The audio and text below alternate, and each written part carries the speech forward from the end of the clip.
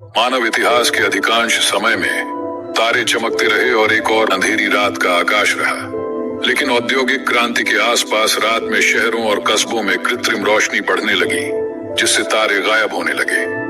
दशकों से खगोल शास्त्री प्रकाश प्रदूषण से बचने के लिए दूरबीनों और पृथ्वी पर सबसे अंधेरी जगहों का निर्माण कर रहे हैं।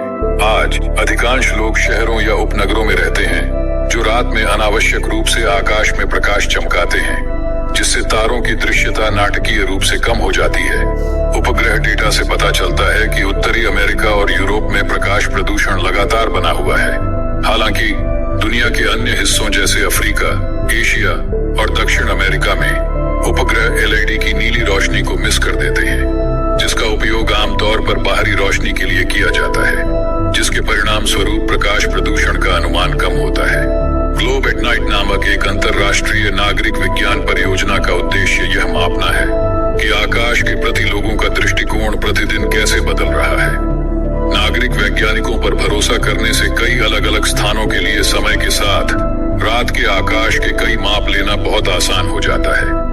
प्रोजेक्ट को डेटा उपलब्ध कराने के लिए स्वयंसेवक प्रत्येक कुछ रातों में सूर्यास्त के 1 घंटे या उससे अधिक समय बाद किसी भी समय ऑनलाइन रिपोर्टिंग पृष्ठ पर दिनांक और समय, अपना स्थान और स्थानीय मौसम की स्थिति दर्ज करते हैं। इसके बाद पेज एक पैनल दिखाता है, जिसमें प्रत्येक पैनल वर्ष के उस समय दिखाई देने वाले तारामंडल को प्रदर्शित करता है।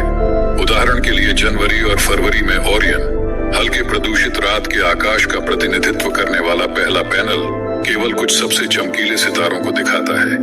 प्रत्येक पैनल उत्तरोत्तर अधिक और गहरे सितारों को दर्शाता है, जो गहरे रंग का प्रतिनिधित्व करते हैं, और गहरा आसमान। इसके बाद प्रतिभागी आकाश में जो कुछ देखता है, उसका मिलान किसी एक पैनल से करता है। ग्लोब एट नाइट टीम ने 2011 में एलईडी को व्यापक रूप से अपनाने की शुरुआत में ही रिपोर्ट पेज को एक ऑनलाइन ऐप के रूप में पेश किया। हाल के पेपर में टीम ने गोधूली के दौरान लिए गए डेटा बिंदुओं को फिल्टर किया, जब चंद्रमा बाहर था, बादल छाए हुए थे, या जब डेटा किसी अन्य कारण से अविश्वसनीय था। इससे लगभग 51,000 डेटा पॉइंट बचे हैं, जो ज्यादातर उत्तरी अमेरिका और यूरोप में लिए गए हैं। लेकिन डेटा से पता चलता है कि हर साल रात का आसमान औसतन 9.6% अधिक चमकीला हो गया। कई लोगों के लिए आज रात्रि का आकाश 8 वर्ष पहले की तुलना में 2 गुना चमकीला है। आकाश जितना अधिक चमकीला होगा, उतने ही कम तारे दिखाई देंगे। यदि यह पेय जारी रहा तो आज जिस स्थान पर 250 तारे दिखाई देते हैं, वहां जन्म लेने वाला बच्चा अपने 18वें जन्मदिन पर केवल 100 तारे ही देख पाएगा।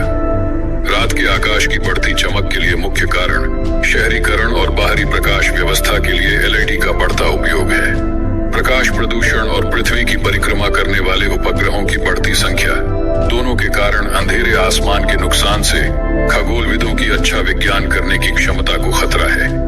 लेकिन हर रोज लोग इस नुकसान को महसूस करते हैं, क्योंकि अंधेरे आसमान का क्षरण मानव सांस्कृतिक विरासत का भी नुकसान है। तारों से भरे रात के आसमान ने हजारों वर्षों से कलाकारों, लेखकों, संगीतकारों और दार्शनिकों को प्रेरित किया है।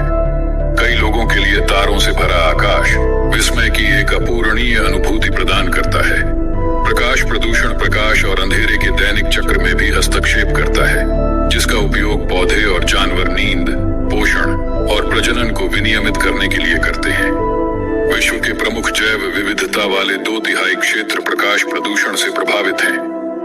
दुनिया के अग्रणी वैज्ञानिकों की मनोरम कहानियों और अंतर्दृष्टि के माध्यम से प्रकाश प्रदूषण को कम करने के लिए अपने समुदाय के व्यक्ति साधारण परिवर्तन कर सकते हैं। इसका रहस्य प्रकाश की सही मात्रा, सही जगह और सही समय पर उपयोग करना है। बाहरी प्रकाश जुड़नार को ढालना ताकि वे नीचे की ओर चमके। उन बल्बों का उपयोग करें जो सफेद रोशनी के बजाय अधिक पीले रंग की रोशनी उत्सर्जित करते हैं, और टाइमर या मोशन सेंसर पर रोशनी लगाने से मदद मिल सकती है। अगली बार जब आप किसी प्रमुख शहर या प्रकाश प्रदूषण के किसी अन्य स्रोत से दूर हों, तो रात के आकाश को देखें। लगभग 2500 तारों का दृश्य, जिसे आप नग्न आंखों से देख सकते हैं, और वास्तव में अंधेरा आकाश आपको विश्वास दिला सकता है कि अंधेरा आकाश बचत के लायक संसाधन है।